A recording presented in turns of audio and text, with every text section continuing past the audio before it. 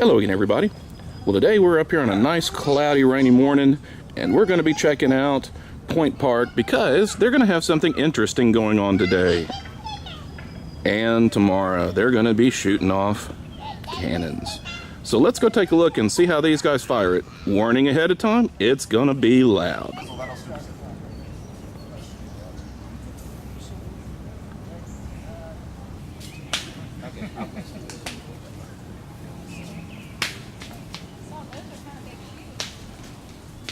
Excellent. Can everybody hear me all right? Yes. Excellent, excellent, excellent. Well, first of all, I'd like to welcome you all here to Point Park. I'm going to step kind of right out here, so I went right underneath that tree.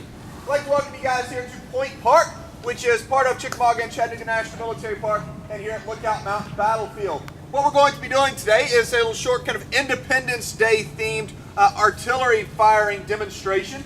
And as part of this, we're going to be firing the cannon twice. The way this works is we'll shoot once, then I'll talk to you guys for about 10 minutes or so, and then we'll shoot a second time. Because we are going to be firing the cannon, there are a few safety things just to keep in mind. The first is, until the program's concluded, if y'all will do me a favor, everybody stay on that side of the rope line and those barricades that you see down there. That keeps you guys from going down range and becoming targets for us.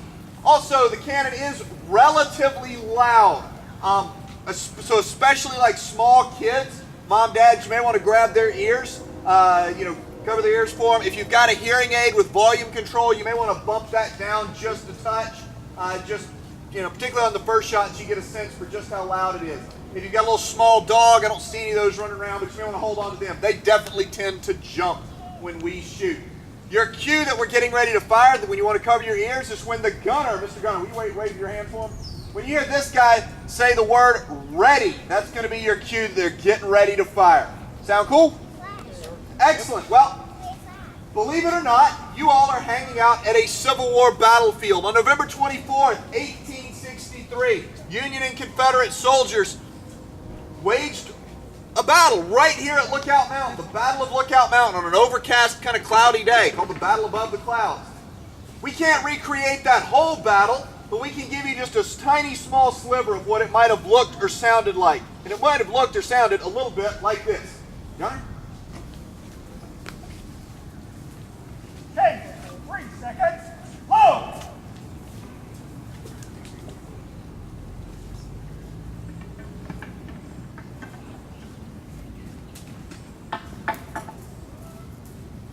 Gunner.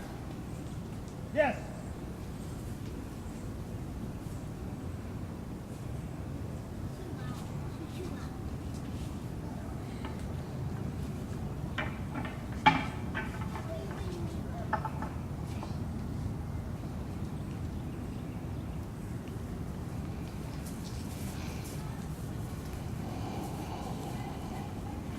Again, I give you a warning.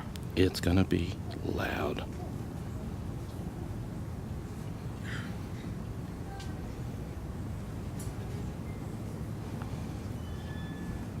Ready!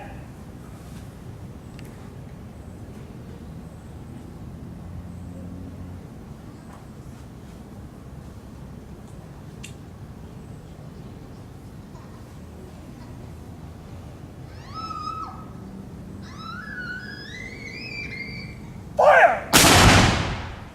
Cease firing! That do it. I think that excited the kids there. They jumped a little bit. Awesome. Well, before we kind of continue on with the formal part of the program, I want to do something real quick. First of all, my name is Chris, and I'm one of the park rangers here, so being out here today is my job. However, each and every one of these gentlemen that you see out here are volunteers. They've given up not only their holiday weekend to come out here and do programs out in the park, but a lot of them, they've given up kind of years worth of just time to, in many cases, make uniforms, buy the equipment that they're using, uniforms. They've put a lot of hours in to learn how to safely do this. So y'all do me a favor, and let's give our volunteers a round of applause.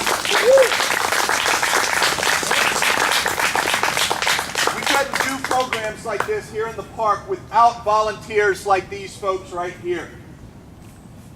So this weekend is Independence Day weekend. Now, one of my kids out here, who thinks they can tell me, what is Independence Day weekend? What's the 4th of July? You guys think, anybody think you guys got a good answer? What's a good answer for that? America's birthday. Okay, what's your name? Wilder. Wilder says Independence Day is America's birthday. All right? Anybody else want to add to that? You want to? All right. He heard birthday, he's ready for some cake. All right. Yeah, so Wilder's exactly right. This weekend is when we celebrate our nation's Independence Day. The first week of July, 1776, our nation's founders met in Philadelphia, Pennsylvania, and crafted a document, the Declaration of Independence. And it's got some phrases you've heard of before. We hold these truths to be self-evident, that all men are created equal and are endowed by their Creator with certain inalienable rights, that among these are life, liberty, and the pursuit of happiness. How many of you guys heard that before? Most of us have heard of that before. And that's kind of this inspirational moment that we think of with the Declaration of Independence. You're going to hear that phrase a whole lot this weekend. And the nation's founders, they celebrated that. In that original document, they said, we hold these truths to be self-evident. They did that whole spiel. And then they went through and they said something else that's really important. They said that the purpose of the government is to protect your rights. Specifically, your rights to life, liberty, and the pursuit of happiness. And if the government fails to do that, then you have an obligation to overthrow that government, to create a new one. So this really is a revolutionary document. And then they went through and they listed all the ways that they believed King George III had violated the rights of the American colonists. But that story did not end on July 4th, 1776. It didn't end with that flowery language, all men are created equal. Because we weren't done kind of debating these issues here in this nation. Fast forward 7 years later, and here at Lookout Mountain, 2 armies made up of Americans, people that had at least been born as Americans for the most part, are waging war here in Chattanooga. Now, militarily, they're fighting over control of that city out behind us, but philosophically, they're fighting over that ideal that's expressed in that Declaration of Independence. That idea that the purpose of the government is to secure your rights, and if it doesn't, you should create a new one. A group of southern states, one by one, began to believe after the 1860 election that the United States government would no longer protect Southerners' rights. Specifically, one right that they spelled out over and over and over again. The right to own slaves. They spelled that out in almost every one of their secession documents. So they said, they looked back to the nation's founders and said, hey, the government's failing to protect my rights. I need to go create a new government. So they began to secede. And a lot of other people, kind of particularly in the northern states, began to say, wait a second, you guys can't do that. What we created in 1776 is something that can't be broken apart. So this war is a war over the idea that we celebrate this weekend. And that's not something that we often think of. We often think about it as being a war of geography or a war of just simple, what does this individual believe versus what that individual believes. But it really is a war over who holds kind of the legacy of the revolution. Who holds the meaning of July 4th? Now you can argue that both sides do. On the one hand, that's exactly what the Confederates are doing. They're creating a new government, just as the nation's founders did in 1776. But you could also make a strong argument that the Union soldiers are carrying on the legacy of 1776 by ensuring that the nation that they created that year continued on. Just a few days before the Battle of Lookout Mountain, President Abraham Lincoln gave a speech up in a little town in Pennsylvania. Totally unimportant town, you don't need to know about it. Gettysburg. That's a joke, you can laugh. Bad joke, I know. He gave this speech in which he said, he used that language 7 years ago, and he talks about that the purpose of this war is to ensure that government of the people, by the people, and for the people shall not perish from the earth. And so the nation that we live in today is a nation whose birthday, just as Wilder said, took place all those years ago this weekend. But it's a nation whose identity and kind of what that weekend means was crystallized on battlefields right here where you're standing.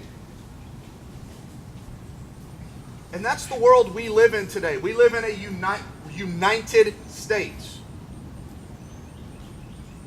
That's what came out of the Civil War. Those principles that all men are created equal, we applied that to all men, at least legally speaking. And so as you guys celebrate your Independence Day weekend, try to think about that, particularly if you're going to be here in Chattanooga. Everywhere in this city has some type of a Civil War story. And the outcome of that war affects what you do this weekend. Because had the war turned out differently, you would not be celebrating this weekend here in Chattanooga, Tennessee. In fact, for many years, a lot of southern communities didn't celebrate the 4th of July because that's Yankee Independence Day. And so even though the Civil War may feel like it's really distant, it really is a conflict over the ideals of July 4th, 1776. And it's a conflict that created this world that we live in here in 2017.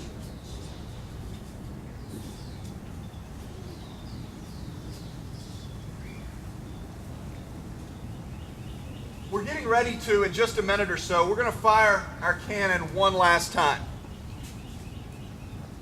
And as we fire it, I want you guys to not only think about kind of what does the battle look like, what does a cannon look like, what does a Civil War soldier dress like, but I want you guys to think about what does that represent. America may have been born out of an ideal expressed in a document on this weekend in 1776. But it's something that's had to be defended through military force, time and time and time again. And so as this cannon rings out across the mountain, and I can tell you it's louder out in the city than it is up here.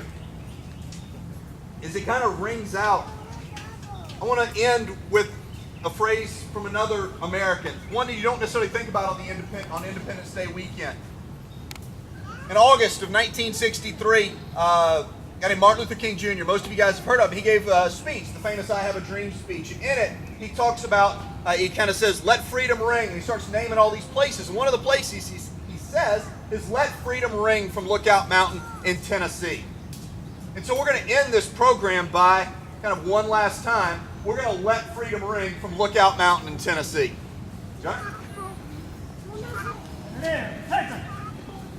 Shell, 3 seconds. Whoa!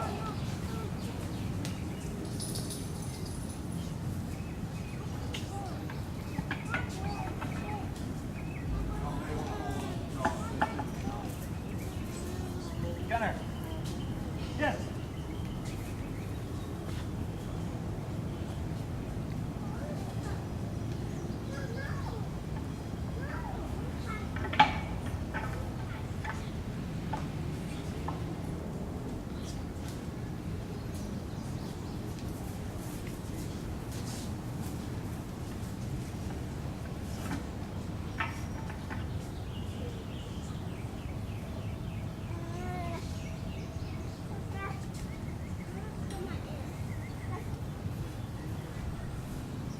Ready!